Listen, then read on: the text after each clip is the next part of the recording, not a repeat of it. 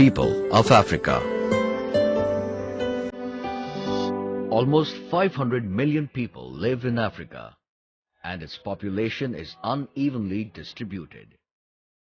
More people live along the coasts, the highlands of eastern Africa and the Nile River Valley than in the dense forests and the desert areas. The people of Africa can be divided into 4 different groups. The dark-skinned native Africans live to the south of Sahara Desert. Distinct groups among the natives are Pygmies, Bushmen and the Maasai. Arabs who came to Africa in the 7th century live in the northern Africa. The Indians, taken by the British in the late 1800s to work in the plantations, live mainly in South Africa and East Africa. Today, the Indians form an important section of the business community. The Europeans who first came to Africa as explorers established colonies and eventually became rulers. The Maasai, natives of East Africa, are a warrior clan who make a living by hunting. They are also among the tallest people in the world. The Pygmies, living in the thickest part of the Congo Basin, are among the shortest people in the world.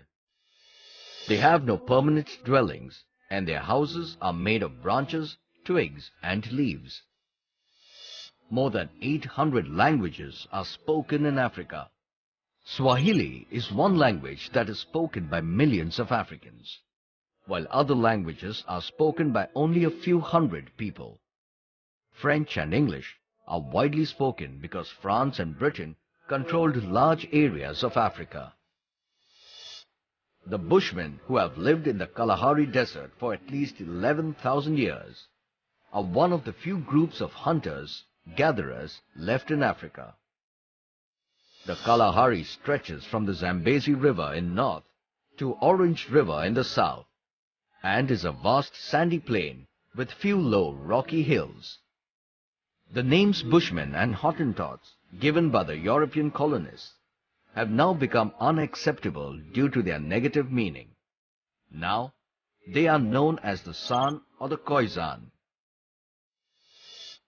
The Bushmen are nomads, moving from one place to another in search of food, insects, edible plants and roots, fruits, nuts, and hunting small animals for delicacies. They do not grow crops or rear cattle. Only men hunt. They excel in their tracking skills, knowledge of environment and animal behavior. They hunt large antelope for both its skin and meat, while smaller animals like hares, porcupines, ostriches and guinea fowl are mainly hunted for their meat. They divide their catch after the hunt.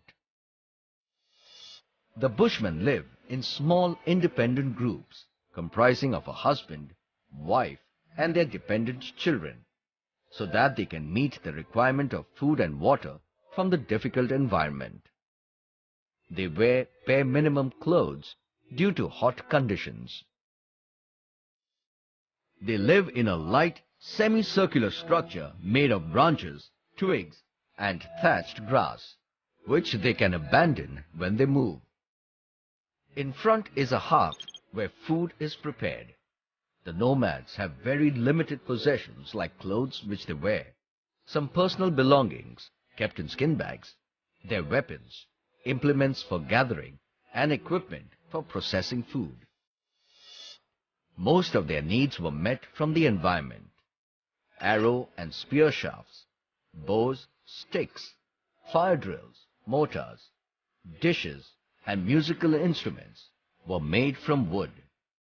Arrowheads, spear blades, pipes and knives were made from bones, later from metal obtained from trade. Stone was used to sharpen arrow and spear edges, for grinding food and polishing. Tortoise and ostrich eggshells were used as ladles, water containers and storages, and rope was obtained from shredded bark. European colonization of South Africa between 18th to 20th century led to major changes. The Bushmen lost control over natural resources. Many were killed in warfare and due to diseases such as smallpox. Some were incorporated into nearly all levels of society throughout southern Africa, while others assumed semi-independent pastoral existence. Since the 1990s, some people of Khoisan origin are asserting new forms of identity to revive their cultural heritage. Life in the desert is not easy. Only those children and adults who are physically strong survive the harsh environment. In the sandy and dry desert, water is a precious resource and is used very carefully. People settle down in the oases where water is available, making cultivation possible. Every inch of the land is used to grow as much food as possible. At ground level, grains and vegetables are grown, then at a little higher level, fruit trees are grown, and the topmost level is made up of date palm. In summers, rice, millet, maize, and some sugarcane and cotton are grown, while in winter, the same land is used for growing wheat, barley, oilseed, onion, beans, and lentils. Most of the farming is done manually using simple tools like sickle and wooden plow. Water obtained from the wells is drawn by animals by means of water wheels and emptied into the irrigation canals, finally reaching the fields. Animals reared are water buffaloes, oxen, donkeys, camels, sheep, and goats. The houses are simple and built to protect against the heat during the day, the cold at night, and sand and dust at all times. Made of sun-dried bricks, the walls are thick, the windows are small, and the roofs are flat to collect rainwater during occasional showers. The oases form trading places for the nomads. Pitched tents act as marketplaces to trade cattle, hides, and carpets for necessities like grains and dates. The date palm is one of the oldest and most important tree of the desert. Dates are nutritious, that is, they contain sugar, protein, fat, and minerals. Can be eaten fresh, cooked or ground and pressed into cakes. Considered as perfect food, they can be kept for a long time and are shipped to markets all over the world. Their seeds are crushed and fed to animals and goats. The leaf stalks are woven into bags and mats, while its fiber is made into ropes. Date palms planted at the edge of the oasis protect the farm from the drying sandy winds blowing across the desert. Egypt, known as the gift of the river Nile, is 96% desert except the Nile Valley. This source of life-sustaining water makes cultivation possible and is responsible for the growth of early civilization. Around 95% of Egypt's population lives along the Nile Valley, and it is one of the most densely populated areas in the world. The Nile rises in Lake Victoria near the equator and flows northwards. Its most important tributary, the Blue Nile, joins it at Sudan, and the Khartoum, the White Nile, and Blue Nile meet to form the River Nile. It forms the second largest delta in the world after Ganga Brahmaputra, and it empties into the Mediterranean Sea. As a perennial river, the Nile floods every year, making the land fertile and causing agriculture to become the most important occupation. The Nile Valley farmers, or fellahin, have small farms, about 1 hectare, and intensively cultivate land to give maximum yield.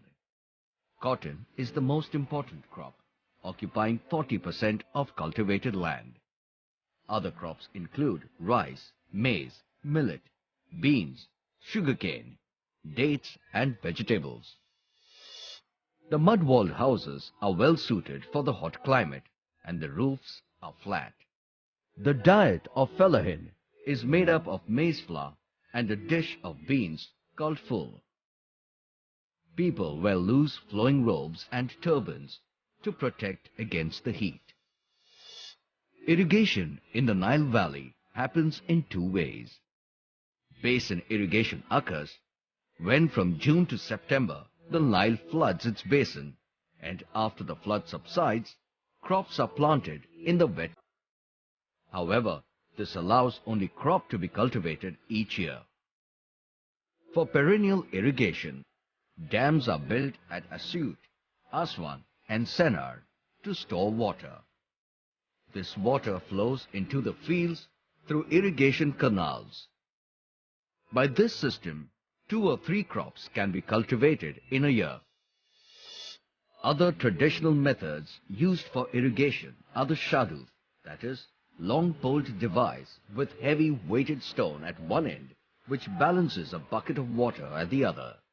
Sakya, that is, a water wheel worked by an animal, and the Archimedean screw, that is, a helix inside the wooden cylinder that spirals water upward by turning the handle.